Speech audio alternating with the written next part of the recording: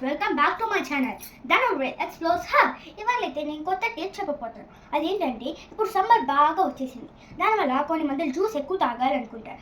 Juice వచ్చి చల్లగా తాగాలని అనుకుంటారు. అందువల్ల కొన్ని మందిలో ఐస్ క్యూబ్స్ ఎక్కువ వేసుకుంటారు. దానివల్ల జ్యూస్ టేస్ట్ తెలియకుండా వాటర్ టేస్ట్ తెలుస్తుంది. అందువల్ల కొన్ని మందిలో ఏమో సబ్జా ఎక్కువ వేసుకుంటారు. ఫస్ట్ ఈ సబ్జా ఎలా నానబెట్టుకోవాలని నేను చెప్తాను. ఒక గ్లాస్లో ఎక్కువ సబ్జా కొంచెం బొట్ట అలా చేసి హాఫ్ అన్ అవర్ నానబెట్టే ఈ కన్సిస్టెన్సీ వస్తుంది. ఇప్పుడు నేను ఈ నానబెట్టిన సబ్జాని ఈ ట్రేలో మనం ఫిల్ చేద్దాం.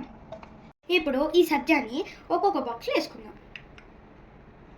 ఈ సబ్జా తాగితే మనకి ఒళ్ళో చలవ చేస్తుంది. ఇలా కొంచెం కొంచెంగా వేసుకోవాలి మనం. గాయ్స్, ఫిల్లింగ్ అయితే అయిపోయింది. నేనైతే దీనికోసం ఒక టిప్ అయితే నేను చెప్పబోతాను. ఇప్పుడు దీని తర్వాత మనం ఫిల్ చేసిస్తాం కదా, దానికి మన ఇలా నీళ్ళు జలపోతే దానికి అట్ట కట్టేస్తారు. తిప్పడానికి చాలా కష్టం అయిపోతుంది. దానివల్ల కొంచెం వాటర్ స్ప్రింక్ చేయబోతాం.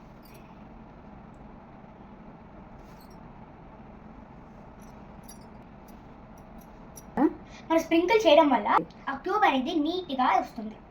ఇప్పుడు రండి గాయ్స్, ఇప్పుడు మనం ఫ్రిడ్జ్లో పెడతాం. గాయ్స్, మనం ఇప్పుడు ఫ్రిడ్జ్లో పెట్టేద్దాం.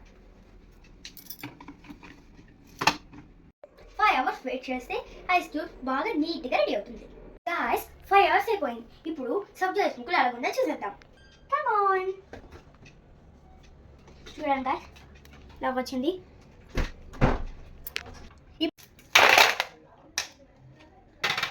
చూడండి, ఇప్పుడు మన సబ్జా ఐస్ ముక్కలు రెడీ అయిపోయింది. ఇలాగే ఇన్స్టెంట్గా జ్యూస్లో కూడా మనం వేసుకోవచ్చు. ఇది 2 in 1. ఇది సబ్జా అయిపోతుంది, అలాగే ఐస్ ముక్క కూడా అయిపోతుంది. ఆ వీడియో కానీ నచ్చితే లైక్ చేయండి, షేర్ చేయండి, కామెంట్ చేయండి, సపోర్ట్ చేయండి, అలాగే మర్చిపోకుండా సబ్స్క్రైబ్ చేయండి.